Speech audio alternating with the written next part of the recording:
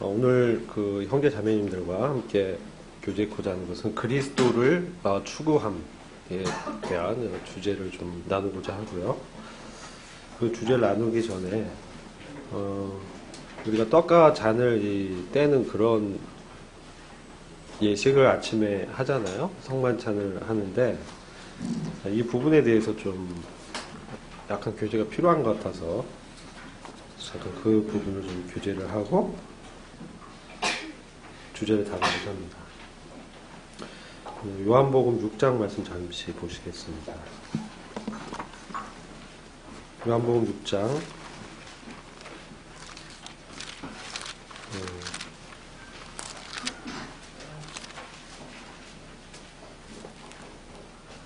54절입니다. 잘 아시는 말씀인데요.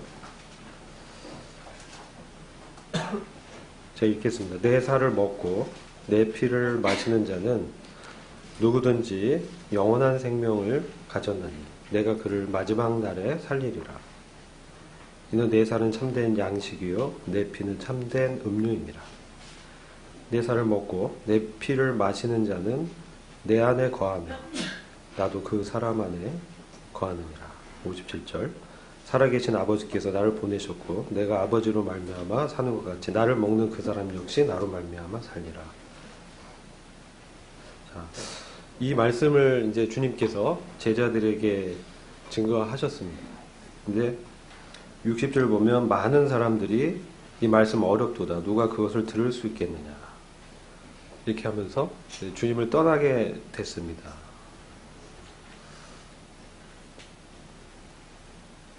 자, 이 말씀을 보면 저도 사실 이 말씀이 어려웠습니다. 형제 자매님들 이 말씀 의미에 대해서 생각을 한번 다들 해보셨을 거예요. 예수님의 살을 먹고 피를 마신다라는 게 어떤 의미냐.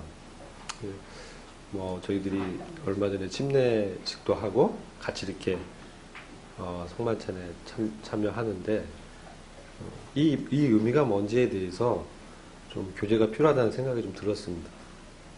우리가 실제 주님의 살을 먹는 거고 피를 마시는 거냐, 이렇게 이제 말씀 분별하는 분도 계십니다. 근데 이제 이 말씀 후반부를 보면은 63절 보시면 살리는 것은 영이니 육은 전혀 무익하니라. 내가 저에게 한 말들은 명이요 생명이라. 그래서 이 많은 제자들이 이제 오병이어의 기적을 보고 주님을 따랐는데 이 말씀을 하시니까 또 많은 사람들이 주님을 떠나갔습니다. 이 사람들은 제자들이었습니다. 제자들 그래도 주님을 믿는 사람들이라 할 수 있겠죠. 물론 그 안에 믿지 않는 사람들도 있었다고 보여집니다. 그러면 과연 이 말씀은 어떤 의미인가? 이 말씀은 이제 말씀으로 좀 같이 나누면 의미가 좀 더 분명해질 것 같아요. 누가복음 22장 말씀 잠깐 보시겠습니다.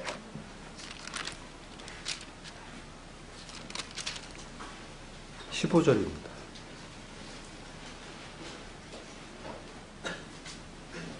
자, 읽겠습니다. 주께서 그들에게 말씀하시기를 내가 고난을 받기 전에 너희와 함께 이 유월절 먹기를 간절히 바랬노라. 이 유월절을 먹는다는 것은 어떤 의미입니까? 유월절 양을 먹는다는 의미입니다. 그런데 요한복음을 보시면 우리 주님께서 바로 유월절 어린 양으로 이 땅에 오신 것입니다. 그러면 주님의 살과 피를 먹는다는 의미는 바로 유월절 어린 양 대신 주님을 취하는 것입니다. 주님은 그것을 제자들과 함께 나누기를 그렇게 간절히 원했다라고 말씀하고 있습니다. 왜 이런 말씀을 이제 하셨는지를 또 우리가 이해를 하려면 구약 성경을 좀 봐야 됩니다. 구약에 느헤미야서를 잠시 보시겠습니다. 느헤미야서 보기 전에 예레미야서를 먼저 보시겠습니다. 예레미야서 7장입니다.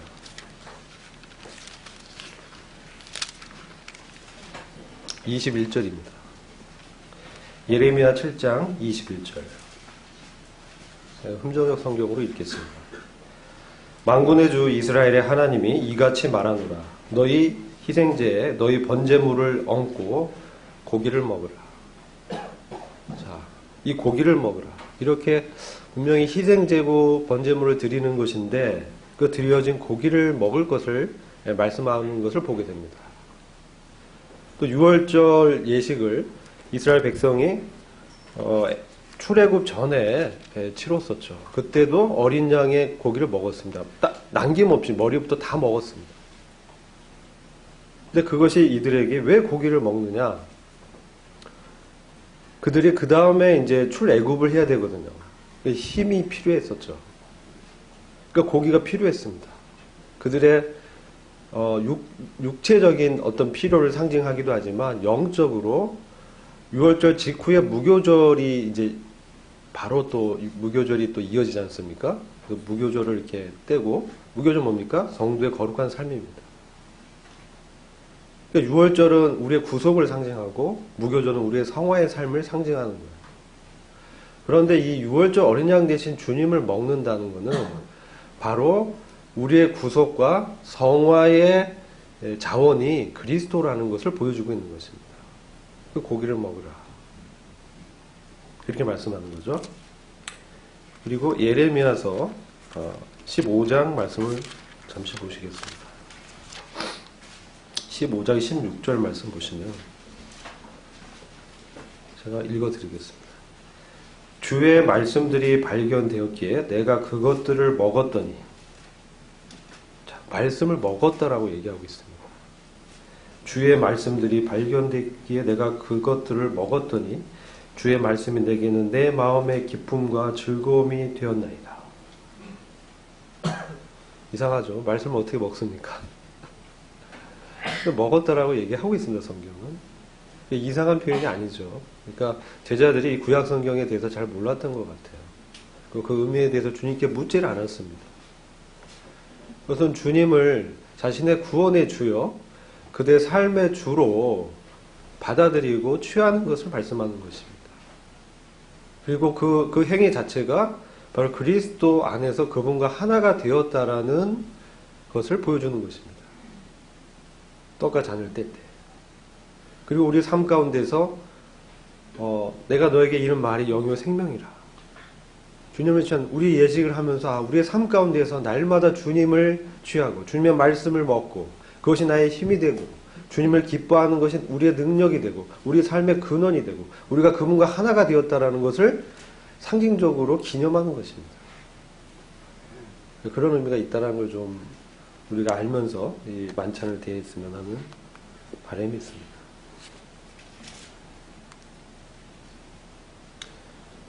오늘은 이제 빌립보서 말씀 통해서 그리스도를 추구한다라는 것에 대해서 말씀을 잠깐 보시겠습니다.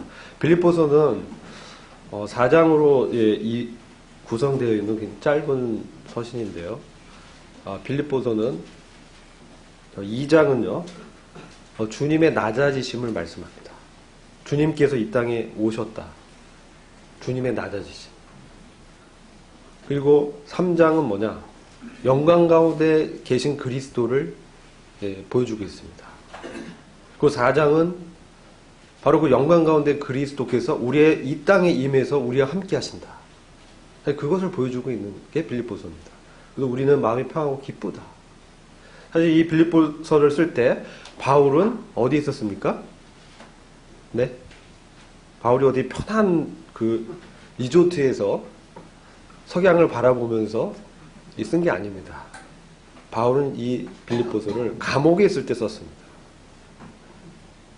감옥에 있을 때 그의 마음을 주장했던 것이 바로 주님이셨고 그 주님을 말미암아 평강 가운데 있었다는 것입니다. 그리고 그는 큰 기쁨 가운데서 비록 자신은 감옥에 있지만 주의 말씀이 이 빌립보 교회에 흥황하게 일어나고 자신이 복음을 전하지 않았지만 자기가 아닌 다른 사람들이 그리스도를 전하는 것을 기뻐했습니다. 주님이 교훈하신 거죠. 바울아 너가 감옥에 있어도 나는 일한다. 이런 것이죠. 우리 그런 것을 이제 볼 수 있어야 됩니다. 오늘 좀 다 다루기는 그렇고 3장의 주요 부분을 좀 다루고 4장 다루면서 그리스도를 추구하는 삶에 대해서 나누고자 하는 것입니다. 3장 1절 보시면 끝으로 나의 형제들아 주 안에서 기뻐하라. 참 이러한 배경을 알고 이 말씀을 대하면 참 이 말씀이 얼마나 저희들의 마음에 뭉클하게 다가오는지 모르겠습니다. 감옥에 있으면서 끝으로 정말 나의 형제들아, 바울이 진짜 마음에 있는 얘기를 하고 싶었어요. 정말 너희한테 마지막으로 말하고 싶은데 주님 안에서 기뻐하라. 이 환경은 전혀 기뻐할 수 있는 환경이 아닌데 주님 안에 있기 때문에 이제 기뻐하라고 말을 하는 것이죠. 그리고 너희에게 같은 말을 쓰는 것이 내게도 지루하지 않을 뿐만 아니라 너희를 위해서도 안전하니라. 어떤 사람들은 매번 강단에 똑같은 말을 하는 거 아니냐, 뭐 이렇게 얘기를 하는 분이 있습니다. 근데 바울은 그 지루하지 않았어요. 사실 저도 지루하진 않습니다. 같은 말을 이제 하는, 한 말을 또 하네, 뭐 이렇게 생각하지 마시고, 그게 너희를 위해서 안전하다. 영적으로 유익이 된다는 것입니다. 그리고 2절 쭉 보면은 개들을 주의하고 악한 일꾼들을 주의하며 살을 베어내는 자들을 주의하라. 흥정역 번역은 살을 베어낸다라고 되어 있는데요. 이게 유대 종교인들, 할례를 중시하는 그런 사람들을 말을 하는 것입니다. 그들을 아주 심각하게 비판을 개들이라고 합니다. 악한 일꾼이다. 왜 악하냐, 이런 것들은 이제 우리가 좀 생각해 봐야 되는데요. 그것은 주님 앞에서 자신의 의의를 의지해서 나갔기 때문에 하나님 용납할 수 없는 재물이고 그들의 행위였다는 것이죠. 그리고 그것을 자기들만 할 뿐만 아니라 이제 가르치고 지키게 이제 하고 그것이 이제 구원을 받기 위해서 또 그렇게 해야 된다. 이렇게 했던 것입니다. 그러니까 바울이 3절에서 이는 영 안에서 하나님을 섬기며 성령으로 봉사하며 또 같은 말. 그리스도 예수 안에서 기뻐하고 육신을 신뢰하지 않는 우리가 참 할례당이다. 이게 진정한 내면적으로 할례를 이제 얘기하시는 것이죠. 진정한 주님의 자녀의 표식이다. 이거 말씀하고요. 그리고 쭉 보시면 나도 육신을 신뢰할 만하니 만약 누군가가 육신을 신뢰할 만한 것이 있다고 생각한다면 나는 더욱 그러하니라. 바울은 사실 육신으로는 바울만큼 의로운 사람이 없었습니다. 그 얘기를 하는 것입니다. 왜 그러냐? 나는 8일 만에 할례를 받았다. 이스라엘 남자들은 행하잖아요. 그리고 난 이스라엘이고 베냐민 지파다. 베냐민 지파가 이제 사울 왕이 나온 첫째 이제 왕이 나온 지파잖아요. 그래서 베냐민 지파에 대한 어떤 프라이드가 있었습니다. 히브리인 중에 히브리인이다. 히브리인은 뭐예요? 이 물을 건너온 사람, 아브라함의 후손이잖아요. 율법에 의하면 바리새인입니다.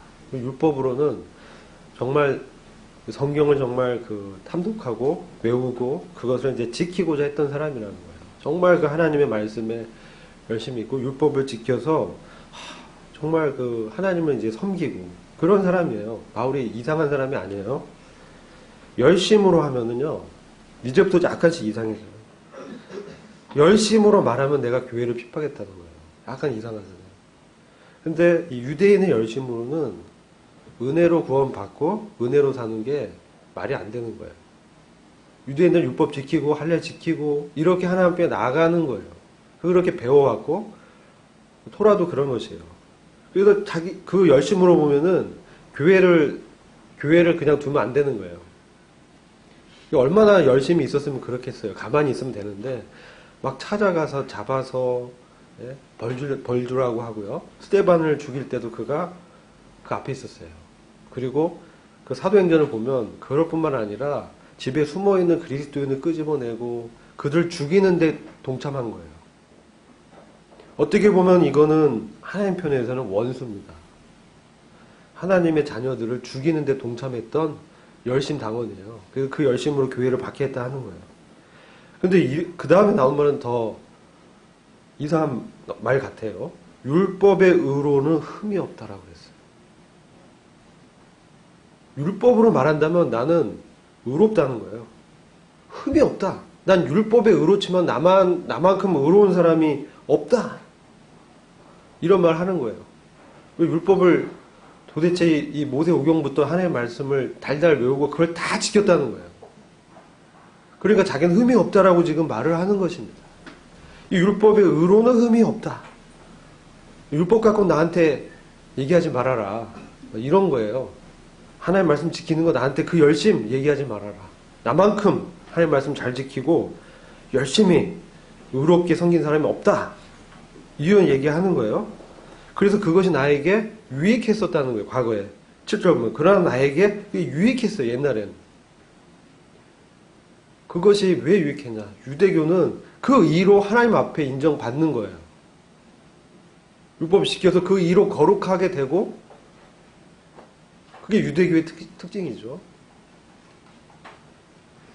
그게 나한테 옛날엔 유익했다는 거예요. 근데 지금 그리스도 안에서 보니까 이것들은 뭐냐면 다 해로 여겼다. 이 해는 뭐냐면 손실입니다. 손실. 이게 뭐냐면 여러분 이제 회계에 보면 자산부채 있습니다. 자산부채. 이게 자산이고 이건 내 빚이에요. 한쪽은 자산이 나의 돈이 있고 재물이 있고 하나는 내가 갚아야 할 거예요. 근데 손실은 뭐냐면 부채가 자꾸 늘어난다는 얘기예요. 이런 예전에 주님 안에 없을 때는 이게 나한테는 자산이었어요. 내가 내세우고 내가 하나님 앞에 자랑하는 거였어요. 근데 내가 주님 안에 들어와 보니까 이거는 부채야, 손실이야. 해다라는 의미가 손실이라는 의미입니다. 오히려 이거는 손실이라는 거예요. 왜 그러냐는 이제 얘기하는 거죠. 그리스도 예수 그 주님을 아는 지식이 가장 고상하기 때문이며 내가 그분을 위해서 모든 것을 잃어버리고 그것들을 오히려 배설물로 여김은 그리스도를 얻고 그분을 그 안에서 발견되고자 하는 것이다. 그리스도를 얻고 그리스도 안에서 발견되는 게 바울의 이 목적이었어요. 목표였어요. 주님을 얻고 주님 안에서 내가 발견되는 거. 이것이 가장 그의 인생의 가장 큰 목적이었어요. 그러려면은 그리스도를 얻고 그리스도를 발견되려고 하면 이거는 오히려 해라고 지금 규정한 거예요. 근데 보세요. 율법으로는 그가 의로운 자예요. 그 의는 외적인 의입니다. 전혀 흠잡을 데가 없다라고 해서 자기 율법 보면. 근데 그리스도 안에서는 그게 로스예요. 손실이에요. 해예요. 이게 문제인 것입니다. 그게 죄악이 손실이다. 그럼 우리가 이해하기 쉽잖아요. 근데 말씀을 지키고 말씀을 추구하고 열심히 섬겼는데 그게 오히려 해로운 거라고 얘기하는 거예요. 이 배경을 잘 이해하셔야 돼요. 왜냐? 그것은 그리스도를 얻고 그분 안에서 발견될 수 없기 때문에 그래요. 그건 장애물이에요. 주님을 얻고 발견하는 데 있어서. 그거를 바울이 얘기하는 겁니다. 왜냐면 로마서 말씀 잠시 보고 로마서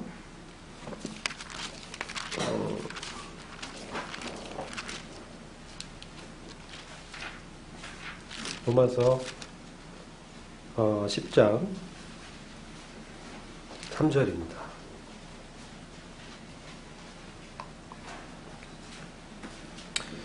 이게 바울 사실 자기 얘기죠. 이스라엘 민족을 얘기하는데 사실 자기 얘기입니다. 3절 보시면 10장 2절부터 볼게요. 내가 그들에 대해 증거하니 이스라엘 민족이에요. 이스라엘 민족의 구원을 바울이 갈망했습니다. 그래서 죽음을 무릅쓰고 예루살렘에 들어가죠. 사실 바울은 그들에게 잡혀서 40의 하나 가만매를 5번 맞았습니다. 39대를 5번 맞았어요. 주님 한 번 맞으셨잖아요. 바울은 그걸 5번 맞았어요. 여러분 패션 오브 크레스 보면은 막 뼈 달린 그런 거 있잖아요. 채찍 같은 거 막 때리고. 하여튼 그러한 태형을 5번을 바울은 맞았는데도 자기를 이렇게 미워하는 거예요. 유대인들이. 너 정말 보기 싫다. 정말 죽어라. 그러고 때리는 거죠. 39대 맞으면 내가 거기 더 가고 싶은 마음이 전혀 없어져야 되는데 5번이나 맞았어요. 근데 또 들어갔어요. 왜? 그들이 구원받기 원했기 때문에. 그런데 2절 보면 내가 그들에 대해 증거하노니 그들에게는 하나님께 대한 열심은 있는데 이게 지식을 따라 한 것이 아니라는 거예요. 이게 문제였어요. 잘 모르고 그랬다는 거예요. 그리스도 안에 있는 구원에 대해서 몰랐다는 거죠. 이는 그들이 하나님의 의를 모르고, 그리스도죠. 하나님의 의인 그리스도를 몰라본 거예요. 그리고 자기들의 의를 세우려 함으로써 그들 스스로 하나님의 의에 복종하지 않게 된 것입니다. 그러니까 교회를 핍박한 게 나타나게 되는 거죠. 그리스도께서 믿는 모든 사람에게 의가 되시고 율법의 마침이 되셨느니라. 율법의 목적을 이루셨다. 이렇게 하는 것이죠. 이런 로마서 말씀 보면 그래서 바울이 참된 하나님의 의는 그리스도 안에 있는 것이기 때문에 그리스도 안에서 그 의를 얻고 그리스도 안에서 자기의 존재감을 찾는 거예요. 자기의 위치가 그리스도 안에 있다라는 그 사실이 그가 그동안 의지해왔던 그 율법적 의를 버리게 했습니다. 그게 사도행전 10장에 기록된 것이에요. 사도행전 10장을 가보시면 오늘 말씀 좀 여기저기 찾습니다.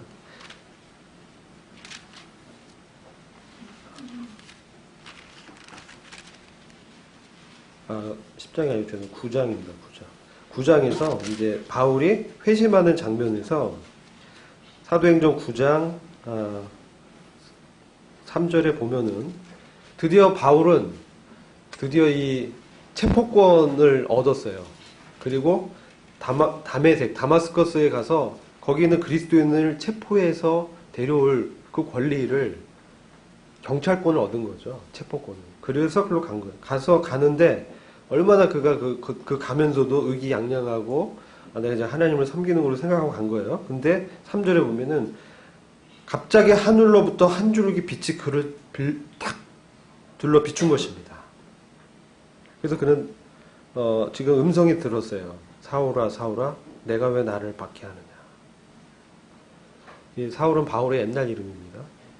그러자 그가 말하기를 주여 당신은 누구시나이까 뉘시나이까 주께서 말씀하시기를 나는 네가 핍박하는 예수라 가시죄를 걷어차는 것이 내게 고통이라 이렇게 된 거죠. 자, 거기서 주님을 만난 것입니다. 그러니까 12사도 중에는 주님을 이렇게 만나지 않았어요. 바울의 회심은 바울의 사역을 이해하는 데 아주 중요한 것입니다. 바울은 바로 영광 가운데 계신 그리스도를 만난 거예요. 영광 가운데 계신 그리스도, 하늘에 계신 그 그리스도의 영광을 그가 만난 것입니다. 그러니까 엎드러지고 그 영광의 빛이 강하게 비치니까 그가 사로잡혔던 율법적 의에 대해서 시력을 잃어버렸어요. 안 보이는 거예요, 이제. 옛사람이 이제 봉사가 된 거죠. 그런 걸 이제 영적인 상태를 말해주는 거예요. 그리고 더 놀라운 거는 주님이라고 하는데 주님은 몰라. 주님, 당신은 누굽니까? 모르고 있죠. 그러니까 내가 바로 네가 박해한 예수다. 바로 예수를 박해한 적이 없는데 그리스도를 잡아다가 체포해서 죽음에 넘기는 일을 했는데 그러니까 그리스도인들은 저승사자죠. 바울은. 근데 주님은 자기를 핍박한다라고 얘기해. 이건 뭐냐면 작은 이 가시체를 걷어찬다. 아무리 작고 연약한 그리스도인이라도 주님은 나의 지체로 여긴다라는 거예요. 주님과 연합되어 있는 성도는 바로 주님이 자기처럼 여긴다는 거예요. 그걸 보고 그가 율법에 낳은 의의가 하나님의 영광과 그 하나님의 의에 비추어서 참 초라한 것을 깨달은 거예요. 자기는 붙잡아서 죽여야 하나님 앞에서 우러워지는 거잖아요. 근데 주님의 의는 그런 것이 아니었어요. 그걸 깨닫고 그가 명령을 받습니다. 그게 아까 어떤 형제님이 예배 시간 때 말씀하신 거. 사도행전 26장에 그때 바울이 들은 걸 자세히 풀어서 여기는 자세히 얘기 안 나오는데 사도행전에는 이때 그 음성에 바울과 주님의 교통의 내용이 적혀 있어요.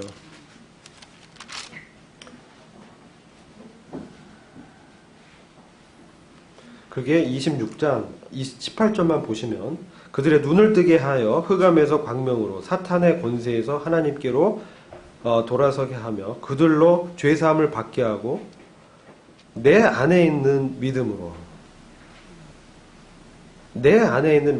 여기 흠정역에는 이 말씀이 들어가 있어요. 내 안에 있는 바로 예수 그리스도 안에 있는 믿음으로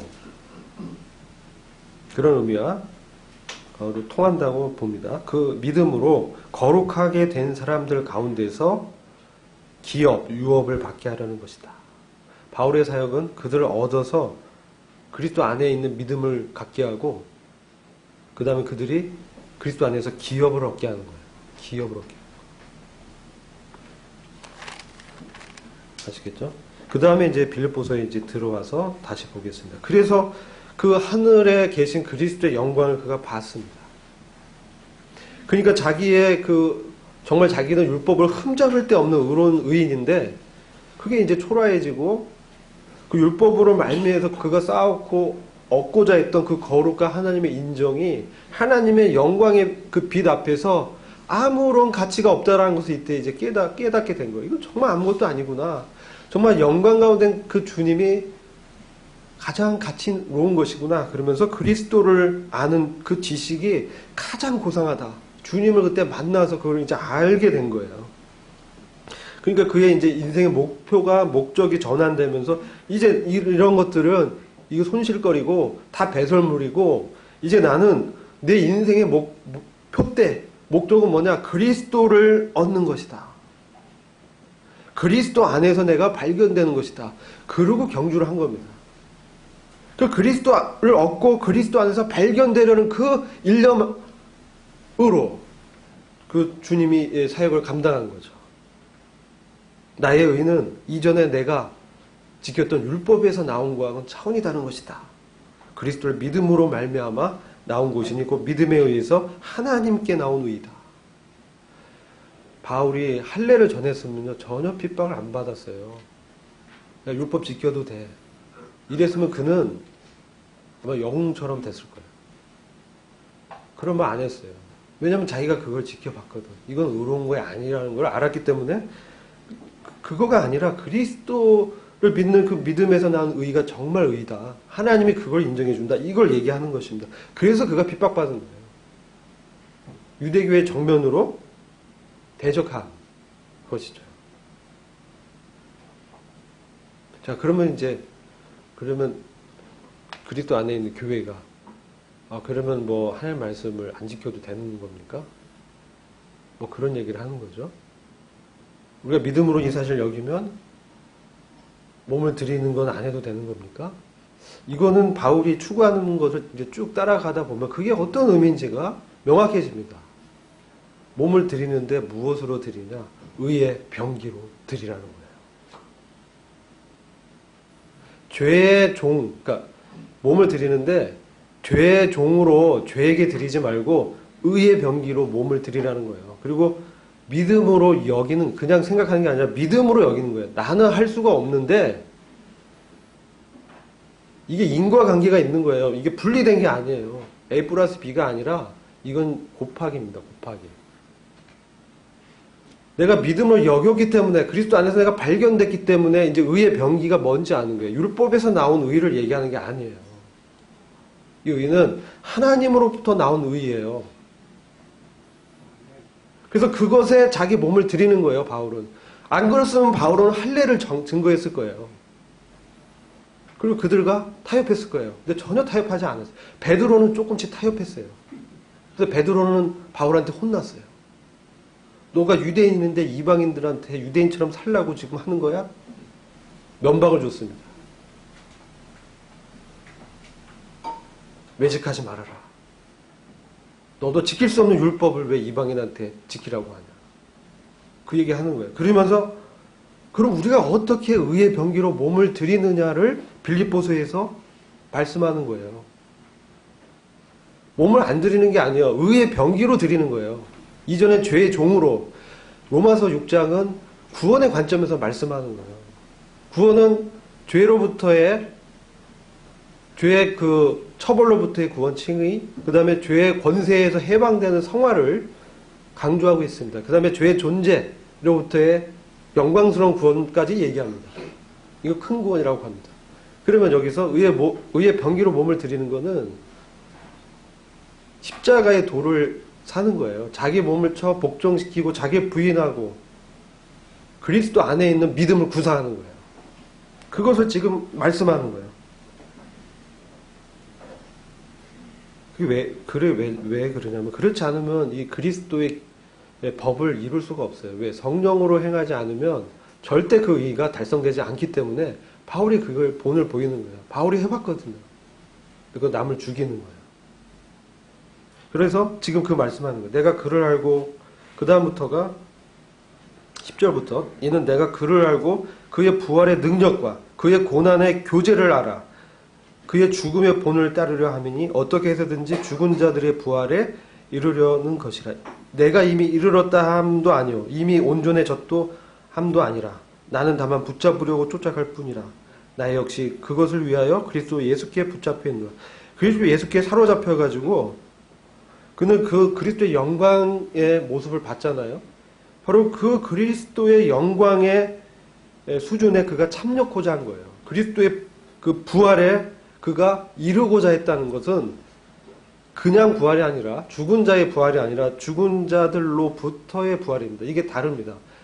죽은 자가 그냥 살아나는 게 아니라 죽은 자들은 여전히 죽어 있는데 그 여전히 죽어 있는 죽음 가운데서 먼저 부활하는 부활, 그 첫째 부활이라고 하거든요. 그 영광을 얘기하는 것입니다. 이 첫째 부활의 영광은 이 요한계시록에 요한은 그것을 봤습니다. 잘 설명하고 있습니다. 근데 바울은 계시받은 걸 설명은 하진 않았습니다. 그래서 요한계시록을 보면 그것이 요한계시록 20장 4절에 나옵니다. 거기서 마지막에 보면은 이 첫째 부활의 영광에 대해서 얘기하는데 또 내가 보좌들을 보니 그들이 그 위에 앉았는데 심판이 그들에게 주어졌더라. 또 예수에 대한 증거와 하나님의 말씀으로 인하여 목배임을 당한 사람들의 흔들도 보았는데 그들은 그 짐승에게나 그 형상 우상에게 경배하지 아니하였을 뿐만 아니라 그의 표를 그들의 이마 위에나 손에도 받지 아니하였더라. 이게 이 땅의 어떤 가치관 우상에 연합한 사람들은 환란시대에 연합하고 했던 사람들은 이 첫째 부활 영광에 못 들어가는 것인데 그러므로 그들은 이 사람이 죽었어. 타협하지 않고 목배임 당하고 그런 사람들이에요. 그리고 여기 보면 보좌에 앉혀져 있는 사람이 있습니다. 20장 4절에 보좌에 앉아있는 사람들이 누구냐. 이게 4장에 나오는 24장로예요. 24장로는 누구냐? 교회를 상징합니다. 24장로는 교회예요. 그러니까 교회와 환란시대의 순교자들과 이런 사람들은 이미 죽어있지만 그들은 살아서 다시 살아나서 부활해서 그리스도와 함께 천년을 통치하는 영광에 들어가는데 5절 보면 죽은 자들 가운데서 그 나머지 사람들은 천년이 끝날 때까지 다시 살아나지 못하리라. 이것이 첫 번째 부활이다. 그래서 죽은 자 가운데 부활은 이 부활을 얘기하는 거예요. 바울은 그것을 봤습니다. 그것을 봤기 때문에 하나님의 그 영광과 그리스도의 그 영광스러운 위치를 봤기 때문에 그는 그것에 사로잡혔어요. 그래서 이 땅의 모든 것은 그에게 배설물이고 손실거리에 불과했어요. 그걸 알았기 때문에 그는 이제 그 부활의 능력과 그의 고난의 교제를 알기 위해서 참여하기 위해서 그의 죽음의 본을 따르려 합니다. 이건 뭐냐면 그리스도의 죽음을 내 삶에 적용하는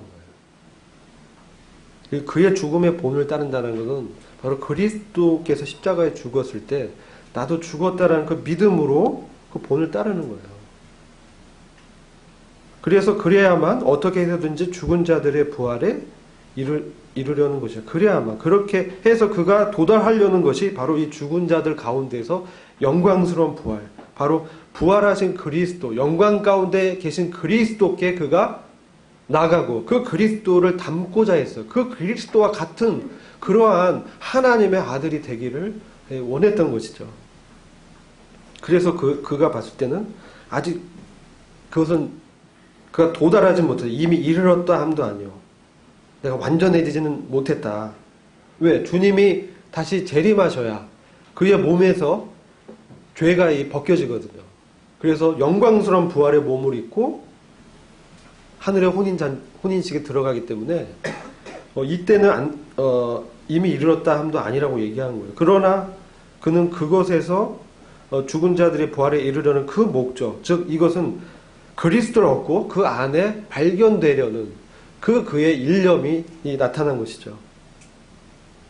이미 온전해졌다 함도 아니라. 다만 나는 그것을 붙잡으려고 쫓아갈 뿐이야. 그의 인생의 추구가 바로 그리스도라는 것을 보게 됩니다. 그래서 그리스도의 고난에 이제 참여하는 게 어떤 것이냐. 그리스도 고난에 참여하기 위해서 아까 제가 서두에 말씀드렸지만 사도 바울이 복음을 전하고 매맞고 감옥에도 갇히고 정처없고 헐벗고 굶고 이런 고난에 이제 들어갔습니다. 그러나 바울이 또 로마에서 말하는 것은 그 죄와의 전쟁, 죄와의 싸움에서 그가 로마서 7장에서 당하는 그 갈등과 어려움을 또한 말씀하고 있는 것입니다. 두 가지 고난. 외적인 고난, 내적인 고난. 외적인 의로움, 내적인 의, 그리스도의 의. 그것을 말하는 거죠. 그리스도의 의를 얻고 그리스도의 영광을 그 영광 가운데 참여코자 하는 것. 바로 그것이 바울이 추구했던 바예요. 그래서 이것을 그의 인생의 그 목적을 두고 계속해서 그 표대를 향하여 이제 쫓아가는 거예요. 그리스도 예수 안에서 하나님의 고귀한 부르심의 상을 위하여 그 표대를 향하여 쫓아갈 뿐이라. 그런데 여기서 그러면 완전한 그 그리스도의 수준에 못 이루었죠. 그러나 그는 그리스도로 완전히 만족했어요. 그것이 빌립보서 4장의 12절에 11절에 나옵니다. 4장 11절 보시면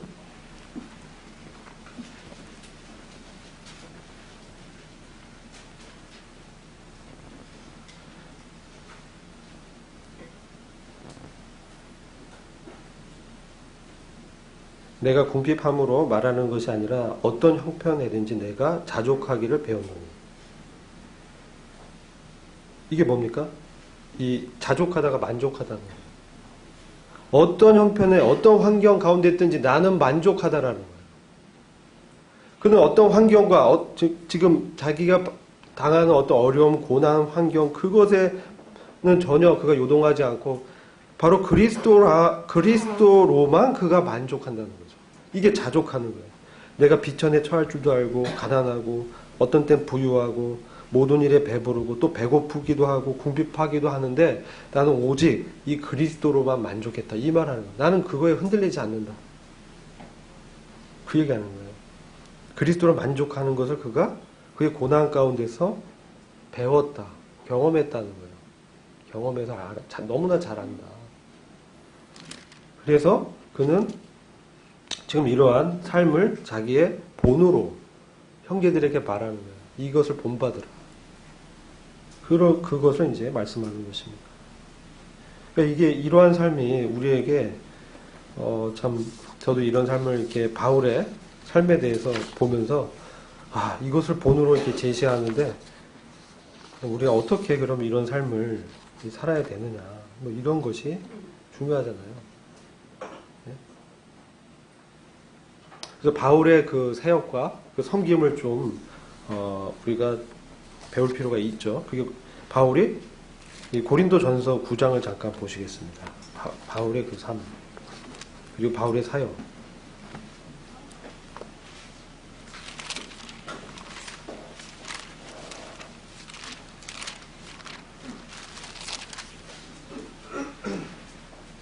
고린도전서 9장 27절 한번 보시겠습니다. 다른 것은 다 그렇고요. 그 고린도전서 9장 전반부에는 그가 자비량으로 선교했다는 것을 얘기하는 거예요. 그는 자비량으로 나는 고린도 교회에서는 돈을 받지 않고 섬겼다. 그런데 아까 이제 사도행전 26장에서 분명히 바울에게 복음 전도의 그 명령을 하셨죠. 위임 받았어. 그러니까 바울은 사실 이거 해야 되는 일입니다. 근데 바울은 그것을 돈을 받고 하진 않았다는 거예요. 물질을 공급받진 않고 고린도 교회를 섬겼어요. 왜? 왜 그러냐? 복음에 장애가 되지 않도록 하기 위해서 했고, 그 다음에 자기가 이게 자비로 이 섬기고 이 권리를 행사하지 않는 그것이 자기의 상이라고 했어요. 이걸 잘 생각해야 됩니다. 우리가 교회를 섬기고 또 은사를 활용하잖아요. 그럼 이거를 우리는 이걸로 이제 상을 받으리라 생각하잖아요. 그렇지 않나요? 이것을 내 은사대로 잘 하고 섬기면 내가 상을 받을 거야. 근데 바울은 그렇게 생각하지 않았어요. 그건 내가 안 하면 내게 화가 된다. 주님의 명령이기 때문에 책임의식이 있는 거죠. 그 바울의 상은 뭐냐? 그것을 내가 자비량으로 했다는 게 나의 상급이다. 라고 얘기를 했다는 거. 여기서 우리가 교회에서 은사를 활용하고 주님을 섬기는 그것은 사실 맡겨진 은사. 다 각자에게 우리가 주님이 은사를 주셔서 섬길 수 있는 힘을 주셨어요. 그래서 그것을 이제 행하는데 그거 자체가 주님으로부터 바울의 관점에서는 상을 받을 그건 아니다. 그건 마땅히 할 일이다. 그래서 마땅히 할 일을 한 종은 뭐예요? 주님, 저는 무익한 종입니다. 이렇게 고백하는 거죠. 근데 주님께 인정받는 건 뭐예요? 근데 그것을 제가 자비량으로 섬겼습니다. 그건 주님 인정해 줄 거라고 바울이 쓰고 있는 거예요. 우리에게 큰 도전이 되죠. 그리고 끝에 가면은 그 다음에 이제 25절, 26절 보면 이 운동장에서 다름질하면서 자기가 이제 주님 섬기고 영적인 이 전쟁 가운데 있는 그것을 설명합니다. 이기기를 다투면서 절제하면서 다름질하는데 향방 없이 않고 허공을 치는 것 같지만 난 분명한 목적을 갖고 있다. 이게 뭐죠? 그리스도를 얻고 그분 안에서 발견되는 거. 그게 바울의 목적인 거예요. 그는 충분히 율법의 의로는 흠 잡을 데가 없는 사람이에요. 그한테 뭐 이거 해가지고 누구도 얘기할 수 없었어요. 그러니까 바울이 자기에 대해서 사도들 중에 내가 정말 많은 일을 했다. 이게 15장 가면 많은 일을 했는데 하나님의 은혜였다. 이 얘기를 하는 거예요. 근데 27절 보면은 근데 그가 이제 두려워한 게 있었어. 이게 우리한테 교훈이 됩니다. 내가 내 몸을 쳐 복종하게 하면 내가 남에게 전파한 후에 자기가 도리어 버림이 될까 두려워함이로다.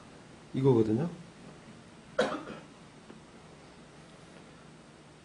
이게 시제를 잘 보셔야 돼요. 이 말씀 이해하려면. 복음을 전파했어요. 이게 먼저 했습니다. 그 다음에 뭘 했어요? 몸을 쳐 복종했다는 얘기예요. 복음을 전파한 후에 내가 도리어 버림이 될까봐 몸을 쳐 복종시키는 거예요. 복음을 증거한 이후에도 나는 오히려 버림이 될까 두려워하는 거예요. 왜? 왜 그러냐는 거죠?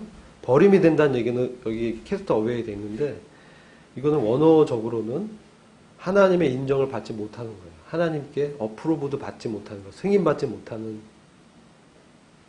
그걸 얘기하는 거예요. 복음을 전했는데 바울만큼 복음을 잘 전하는 사람 없을 거예요. 근데 복음을 전했는데 도리어 버림이 된다는 거는 복음을 전파하는 것 자체로 그가 두려워한 게 아니에요. 내가 복음을 전파한 후에 내 몸을 쳐 복종시키지 않으면 내가 도리어 버림이 된다는 것을 두려워하는 거예요. 그러면 바울이 걱정한 거는 복음을 전파하는 건 자기의 마땅히 지금 자비량으로 하고 있는 거예요. 이거 안 하면 자기는 임무태만이야. 하나님의 그 명령을 영광 가운데서 직접 주님으로부터 들었거든요. 그러니까 여기서 말하는 것은 그것을 얘기하는 게 아니에요. 복음을 잘 전하게 하기 위해서 몸을 쳐 복종하게 하는 게 아니고 복음을 전한 후에 버림받지 않기 위해서 몸을 쳐 복종하는 거예요. 이 문맥을 보면 그래요. 그 빌립보서도 봐도 그렇고. 그럼 그가 왜 이렇게 했냐는 거죠. 그러면서 버림된 사례로 얘기하는 게 고린도전서 10장에 들어가서 이스라엘 백성의 역사를 얘기합니다. 이스라엘 백성이 홍해를 통과해서 그리스도로부터 침례를 받고 하늘의 만나를 받았고 그 반석에서 신령한 음료를 마셨는데 그들은 우상 숭배했다. 그 다음에 음행했다. 그 다음 하나님을 시험했다. 내가 그들의 다수를 기뻐하지 않는다. 이렇게 얘기했어요. 이것은 바로 그들의 삶을 얘기하는 거예요. 사역을 얘기한 게 아니고 그들의 삶을. 그러니까 바울이 하나님으로부터 승인받지 못하는 것은 바울의 삶이 이와 같이 이스라엘 백성처럼 실패할 수 있다는 거예요. 바울이 복음을 증거하고 은사를 실행한 겁니다. 근데 그의 삶 가운데서 이와 같은 삶에서 성화되지 못한, 주님을 닮지 못한 삶, 그런 삶으로 되면은 하나님께 인정을 받지 못한다는 거예요. 이게 아주 중요합니다. 우리는 말씀을 잘 전하고 잘 가르치고 모임에 잘 참석하고 예배 잘 드리고 감사할 수 있습니다. 근데 우리 삶은요 전혀 상관없이 살 수 있어요. 이걸 뭐라고 합니까? 썬데이 크리스찬이라고 해요. 그렇게 살 수 있어요. 근데 사실 하나님께서 인정하고 승인하는 거는 예식을 잘 참여하고 이런 것은 우리가 마땅히 그걸 해야 된다는 거예요. 마땅히 드리고 그렇게 해야 돼요. 의의 병기로 몸을 드린다는 의미는 삶의 전 영역에서 내가 먹든지 무엇을 하든지 마시든지 뭘 하든지 하나님의 영광을 위해서 하라는 것이죠. 그 관점에서 너가 복음을 전파한 후에도 그 하나님의 영광과 의의 병기로 삶을 드리고 있느냐? 그 의는 하나님의 의 그리스도입니다. 그리스도께 복종된 심령으로 모든 생각과 사고로 그리스도 안에서 사로잡혀서 살고 있는가? 그게 하나님이 승인하는 삶이라는 거죠. 그렇게 될까봐 두려워했다는 거예요. 복음을 증거한 후에도. 그래서 얘기한 게 이 사람들, 이스라엘 백성들은 실패했다는 거예요. 구원을 받았습니다. 분명히 홍해를 건넌 건 구원 받은 거예요. 유월절 지켰고 무교절 지켰고 그들은 구원의 안전 가운데 있던 백성입니다. 근데 광야에서 실패했습니다. 왜 실패했습니까? 그들의 육신 때문에 실패한 거예요. 그들의 육신의 성정 때문에 실패한 거예요. 넘어진 거예요. 육신이 나타났는데 그것을 제어를 못했어요. 처복종시키지 못했어요. 그러니 어떻게 돼요? 하나님 영광을 훼손하게 되는 거예요. 하나님의 구원을 폄하하고 이렇게 하려고 날 구원해 이렇게 얘기하는 거죠. 차라리 나 애굽에 돌아가겠다. 고기도 안 주고 부추도 없고 이런 거죠. 왜 물은 안 줘? 목말라. 이러한 육신성이 드러나는 이것을 얘기하는 겁니다. 그래서 이런 사람들 어떻게 됐어요? 하나님이 다수를 기뻐하지 아니하고 광야에서 다 엎드러지게 했어요. 그들이 지옥 갔다는 얘기가 아니에요. 기업을 다 잃었다는 겁니다. 기업을 다 잃었어. 가나안에 못 들어갔어요. 영적 전쟁을 수행하지 못했어. 오직 2명만, 즉 믿음에 화합한 사람들, 여호수아와 갈렙만 가나안 전쟁을 수행했습니다. 그러니까 이건 우리에게 큰 교훈을 주는 것입니다. 그래서 우리는 우리의 사역과 섬김과 봉사가 우리를 처 복종시키는데 우리 육신을 처 복종시키는 거예요. 그게 의의 병기로 내 몸을 처 복종시키는 것을 포함해서 얘기하는 거예요. 그래서 믿음으로 내가 그리스도 안에서 죽었고 부활했고 그분과 함께 올라가서 승천해서 그분의 영광 가운데 보좌 가운데 앉혀져 있는 이런 믿음에 기반해서 내 안에 일어나는 그 육신이 내가 아니고 죄라는 사실을 인식하고 그 죄의 정욕이 일어날 때 그것을 거부하고 거절하고 나 이미 죽은 자다. 그리고 몸을 드리는 거죠. 이게 산 예배라는 거죠.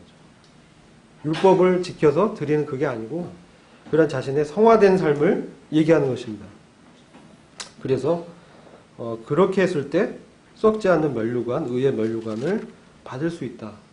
그래서 바울은 그걸 통해서 그가 상을 받는 것 자체가 사실 그의 진정한 목적이 아니라 표대를 향해서 가다 보면 부름의 상을 얻게 된다는 거예요. 표대 대신 그리스도를 추구하고 그 안에서 발견되고 그분의 의와 그분의 영광을 내가 추구하면 이 땅 가운데 삶은 진정으로 뭡니까? 나는 하늘의 시민권을 가진 사람으로 사는 것이다. 그래서 그 빌립보서 3장 그 마지막에 보면은 그 주님이 오실 때 나의 천한 몸을 영광의 몸으로 변케 하시리라. 이 소원이 있었어요. 이게 바로 그가 이 부활의 그 권능과 그 능력으로 이 땅에 이 살아갈 때에 어떠한 그가 상을 얻고 바로 그리스도와 같아지는 후사가 되는 그 상을 얻는다는 거예요. 그걸 얘기하는 거예요. 그러니까 바울이 표대 삼은 것은 그리스도와 같아지는 것을 목적으로 삼았어요. 영광 가운데 계신 그리스도와 같아지는 유일한 방법은 그리스도와 하나됨을 믿음으로 주장하고 자기 몸을 저 복종시키는 것 외에는 없었다는 거죠. 이것을 우리는 기억해야 됩니다. 그리고 그 다음에 우리의 사역이 그것의 탄력을 받아서 행해지는 것입니다. 그렇지 않으면요, 우리는 불평하게 되고 원망하게 되고 비판하게 되고 그렇게 되는 거예요. 그러니까 우리는 그런 것들을 기억하고 우리에게 베풀어지는 하나님의 의가 얼마나 놀랍고 우리가 있는 그 자리가 얼마나 그 영광스러운 자리인가, 존귀한 자리인가. 그래서 그 영광을 보면서 주님이 이와 같은 놀라운 구원을 허락하시고 또 이 땅 가운데 이와 같이 주님이 나에게 베풀어 주신 이 부활의 생명으로 날마다 주님과 함께 동행하고 예수 죽인 것을 몸에 짊어진다고 하잖아요. 십자가의 그 도를 행하는 그런 삶이 바울이 본을 보여주고 있는 그런 삶이라는 거죠. 그래서 우리가 이런 삶을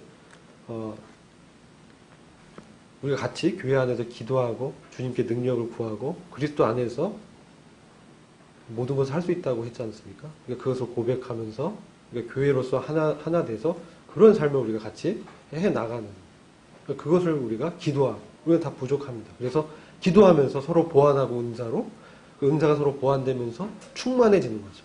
그래서 그 주님의 생명이 이 은사로 연결된 교회가 연결돼서 주님을 드러내고 일을 하고 나타내면서 서로 격려하고 우리의 나타낸 육신을 부인하면서 그런 일의 믿음의 이 여행을 주님 오실 때까지 함께 하기를 참으로 원합니다. 기도하겠습니다.